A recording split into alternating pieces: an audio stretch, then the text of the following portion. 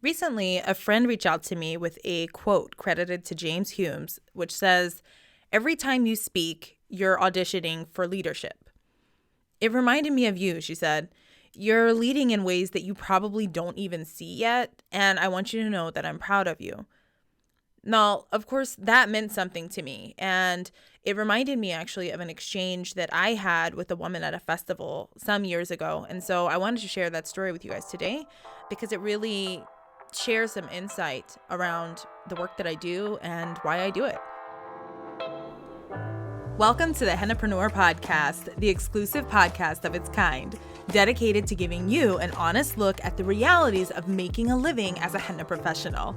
I'm your host, Chelsea Stevenson, a tea-loving, shoe-collecting mother of three in constant search for the most poppin' pair of earrings and the perfect shade of red lipstick. I'm also a professional henna artist and business strategist who went from barely being able to piece together a fluid design to being the owner of the most celebrated henna boutique in my city. I'm on a mission to help henna professionals to harness their skills and grow vibrant, profitable businesses that they absolutely love.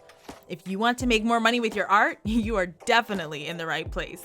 Let's get to it. Hey, Hennapreneurs. So today I want to share a story with you about an exchange that I had with a woman while I was working at a festival some years back. This would have been around 2017-ish. Yeah, it would have been around 2017 when I met this person. And she said something to me that really, it changed the way that I view my work. It changed the way that I view the way that I show up inside of my life and business. And it really, to this day, it informs the decisions that I make. And so I wanted to just talk to you guys about that. And so I remember, so this is the deal. I was working at a festival. I was working at this festival inside of my city. And I remember this woman walked by and she approached my booth. But like when she approached me, it was very clear to me that she wasn't really interested in getting henna done. Like the conversation started as usual. Like she asked me what sort of services I offer. She asked me if I enjoy what I do. She'd asked if I had taken the time to market to a particular pocket of my local area. She was really kind. She was very encouraging. Every time I would respond to her, like she was very, supportive, and she was genuinely engaging with me over this short conversation. But I cannot forget how interesting it was to me because it was very clear. It was very clear that she was not interested in getting henna done that day. Like she was not interested in the henna itself. That is to say, she complimented my work for sure. She complimented my work a number of times, and she definitely commented about how the arts are disappearing. She said that she loved what I was doing, but she just did not appear to want to have henna applied to her on that day. And that was something that kind of stood out to me. And so we're having this conversation where she's like kind of small talking me, like feeling me out, but also not giving me any indication that she's actually interested in purchasing my services there at this festival, which is fine. I remember at the time it was actually like cold and rainy, and the rains had just lifted, like people were just starting to come out, and she was one of the first few people that I actually spoke to that morning. And so her conversation was certainly welcome, but it was just like, I didn't know what to think of it. I wasn't sure what to read of it. And so we're having this chat, and after a few moments, she asked me how long I'd been doing henna. And so at that point in time, I explained to her that I'd been at it for 7 years and that I'd started working as a full-time henna artist a couple years prior to that. If you guys are not familiar with my story, I went full-time in 2014. And this being 2017, I would have been full-time for 3 years. And the expression on her face, like when I said this to her, totally changed. Like she was beaming, and this is for context so that you guys can like get a visual here. This is like this petite woman, gray, white hair. She's wearing glasses, very like short hair, like just like almost, I don't want to say edgy. I didn't read her as being edgy, but definitely like unorthodox. I felt like there was this unorthodox kind of air about her, but she was definitely a straight shooter. Like she was someone who I could imagine being like in a boardroom and being like, no, that's just a stupid idea. Like I just imagined her being very direct. She was very direct with me, which I appreciated. But like for context, this is someone who I read her as sizing me up. I did not expect for her to be complimentary in the way that she was, right? And so to see her beaming and for her to tell me how proud she was of me really meant something to me. And this is someone who was a total stranger, but she was genuine. And I could really feel that when she said it to me, her eyes softened, the tone in her voice changed, just the way that her face lit up. It was very clear to me that she meant what she was saying. And she went on to describe to me how female entrepreneurs are necessary for the growth of our communities and that of our nation as a whole. She pointed out how women like me, women who are making our own money, taking big risks for the benefit of our families, going against the grain, quote unquote, are exactly what America needs. And she noted that my children, because my children were there with me in the booth. If you've never heard me talk about it, I've always had my kids with me when I would work festivals. So when I first started my business, I was a single parent. So when I would work festival, like my son was there, he was a toddler, like he was there with me. And even up until this instance, this experience that I had with her, I just had my third baby. My youngest was born in 2016 and in October of 2016. So she was only a few months old. So I, as an exclusively breastfeeding mom, I always had my kids with me. And even if I was working at a festival, like I have arrangements inside of my booth for my kids to be there. And she noticed that my kids were with me in the booth, and she made mention of how happy it made her to feel to see that they were included. And she commented on how more people need to see this. She praised my work. She praised my family, my dedication. And then she went on about her way, and I never saw her again. And I thought about her for a while. What was interesting to me is that in that exchange, she mentioned how specifically how more people needed to see things like this in times like these. And to remind you, to set the stage, this was right after we're dealing with the Trump elections and all of that as well as happening, or it had just passed, I should say. And for the community, there was definitely this there's an air of, obviously there's racism happening at all points in time. There's xenophobia happening at all points in time. There's a whole lot of sexism that's happening at all points in time. But in that time, this would have been April that this festival occurred. So April 2017, that's right after the elections. And so there's a whole lot of strong, heavy energy happening.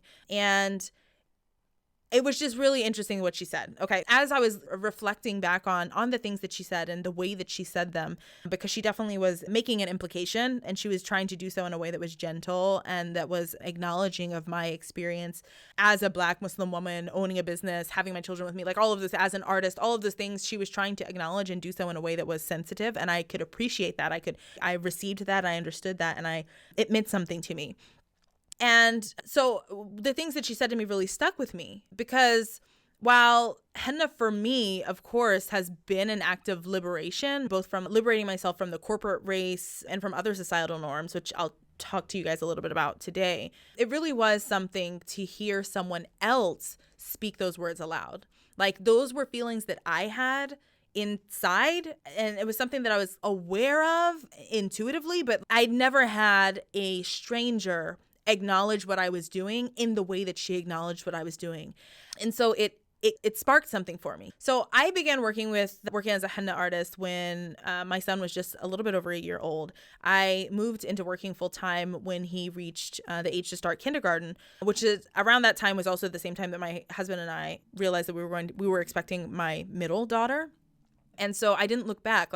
I went full time in my work with my business, because that was what made the obvious, it was the obvious next choice for our family. We had just moved across country. We moved from Nebraska to Texas. So we moved across country, and we had these small kids, and I didn't feel comfortable leaving them with just anyone. And I really felt strongly about homeschooling my son also. So I never thought of henna as an act of quote unquote resistance or sticking it to the patriarchy or anything like that. For me, when I made those decisions because they were practical.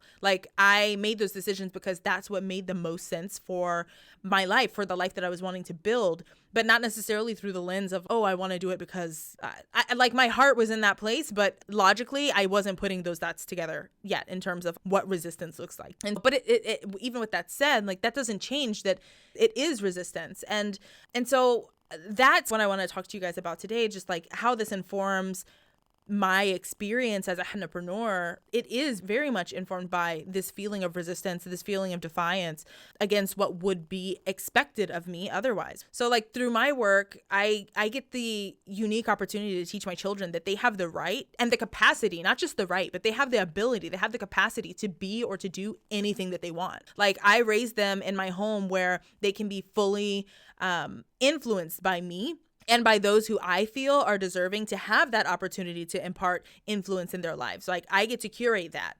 I teach them patience as they're waiting for me to finish with my clients at the henna boutique.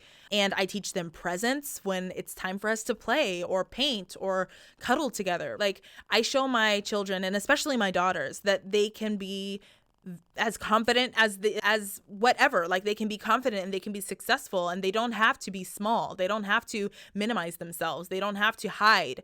They can be the amazing people that they are, and the world deserves to see that from them. Henna for me affords me the opportunity to, not only that, as I mentioned, I'm a homeschooler, so it affords me the opportunity to teach them by example of what they're capable of doing. It also gives me the opportunity to educate them about the everyday things, the practical things. I get to teach them addition, and I get to teach them about the rain cycle, and I get to teach them why Black Lives Matter. I get the choice. I get to stay in bed with them when they're feeling sad or worrying about something. And I don't have to call into a supervisor to give me time off. Like I get to take them to visit with family or with friends without having to ask for permission for vacation days. Like I can teach my daughters that they're beautiful without worrying that someone at preschool is going to say something to her while she's there, right? Like I get to encourage and include and nurture them in a world that would otherwise happily other them, exclude them, and treat them as less than. And that is an act of resistance. My work with henna is such that it allows for me to resist also in the economic perspective, which obviously you guys, if you're new to Hennapreneur, like I like to talk about money. I'm not shy about the fact that I like money. I'm happy to make money, and I want to help other henna artists make more money too. But like you can't avoid this part of the conversation. In 2020, for example, in 2020, the average employed American woman made 82 cents for every dollar made by a man. That's near 20% decrease in wage just on the basis of sex. Not okay. Not okay. And if you take that a step further, one recent report that was published by nationalpartnership.org, it actually shows that Black women are paid just 63 cents for every dollar made by white men. Native American women, 60 cents. Like indigenous women, 60 cents, dude. Latinas, if you're Latina, look, I've got bad news for you. The average was 55 cents for every dollar that a white male made. What if you're working, in the workplace? And then like Asian women, now Asian women is where they're the outlier, okay? Based on the report that I read, they make around 87 cents on the dollar. And it's still trash. Yeah, that's still totally unacceptable. It's still totally unacceptable. And for me, and let me just pause, and I'm just going to leave this kind of thought with you. These are numbers that are referring to women who are employed by a company, right? That are in the corporate world, that are employed by another entity. These are not the numbers around women who have their own businesses. We will talk about that in another episode, because I think that it's important for henna artists to have that context when you're considering opening a business. You need to know what you're up against. But just from, and honestly, those numbers are not, they're pretty freaking depressing. But these numbers right here, like this is how the world values women, specifically how America values women in the workplace. And it's totally unacceptable to me. So for me, business ownership allows me the opportunity to create an environment where I can make what I want. I can set revenue goals on my own terms, and I can tackle them on my own terms. Am I still going to face challenges born from systemic and institutionalized racism? Yeah, absolutely. I don't get to avoid those just because I'm a business owner. But I'm not bending myself to the will of like freaking Mark in HR who decides what my rate of pay is. That's not a thing. And I'm really proud about that. And economic resistance to me is incredibly important, because if you don't have the financial backing, you have no power.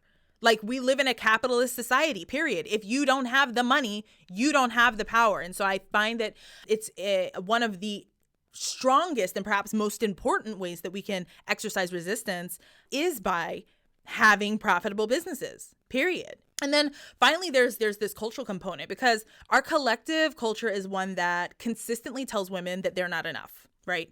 We're not smart enough. We're not pretty enough. We're not strong enough. We're not wise enough. We're not wealthy enough. We're not experienced enough. You name it, we're not enough of it. And you know what's born from that rhetoric? Generations of women who undervalue themselves because they're afraid to demand more. That's what's born from that. You know what you find from there? Generations of women who lead miserable lives because they're afraid that they're undeserving of anything better. If I leave this, then I'm never going to have anything better. I'm never going to have anything as good. I'm never going to. Do you know what else comes from there? Generations of women who are fucking exhausted because they don't have the opportunity or they don't believe that they can take a break for fear of falling behind. I think that that's all trash. Like, all of it is trash. If this is the societal norm that I have to experience, then hell yes, I'm going to resist it. And if this is the cultural average or the status quo that I'm raising my daughters in, then yes, I'm going to resist it. Like, I will resist that in every single place that I find it, whether that's by working for myself, choosing to homeschool my children, teaching my babies to be proud of their brown skin and their curly hair, taking more naps, raising my rates because I fucking feel like it, or teaching Hennapreneurs around the world how to do any number of those things too. Whatever ways I can, I'm gonna do it because that sort of resistance is important. I choose to resist the norm.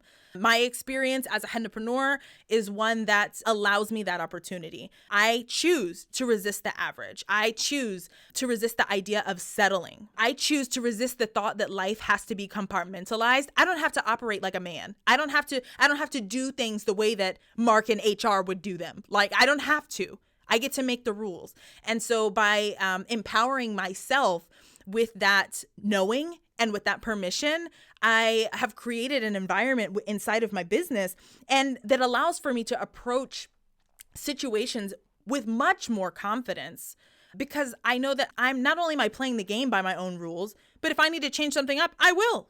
I'm the end all be all.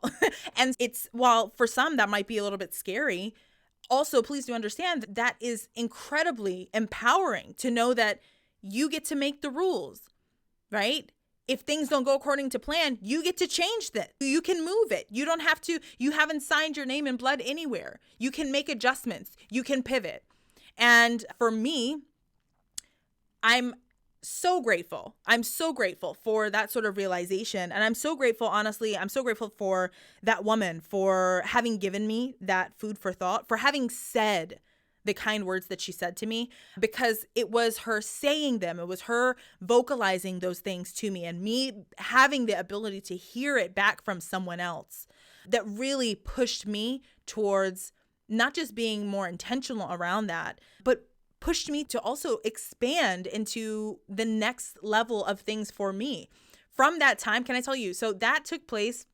Again, that took place in that conversation that I had with her happened in April of 2017.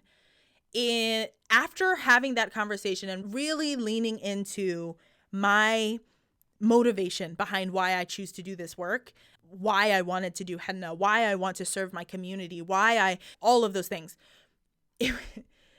It was at that time, it was April 2017 that I had this conversation with her. June of 2017 was when Hennapreneur was born officially. Not only that, August of 2017 was was the month that my business was featured as being the best in my city. So literally from her speaking those words to me, affirming what was again known to me inside, but really not placed at the forefront of my mind. Her speaking those words to me sparked something inside of me that changed the trajectory of my life. And there are two specific instances that I credit massive changes inside of my life and businesses. The first was the young woman at the grocery store who asked me about my henna, and that's how I started my henna business. And the second was this conversation.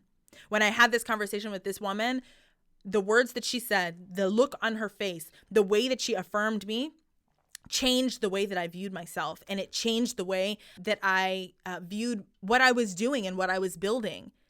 And after having that conversation with her in the spring, I had the best years that I'd had in my business after. And after having that conversation with her in the spring, I had the unique opportunity of leaning in and saying, no, you know what? I'm going all the way in. I'm not going to do this by myself. I'm bringing my professional community along with me. And that's when Hennapreneur was officially born. So with that, the likelihood of her ever hearing this podcast is like slim to none, I'm sure. If by chance she were to hear this, I would love for her to know that I am incredibly and eternally grateful to her for the words that she said, and for the way that she looked at me, and for the way that she acknowledged my hustle and my drive and my kids in my booth, and how she said something to me how she said these things to me with such kindness and such grace. And I could never repay her. And I'm going to say this, not just me. If I can never repay her for the impact that she made on my life, then those people who I'm impacting, they can never repay her for the impact that's been made on their lives by just that little effect of her saying the words that she did to me that day.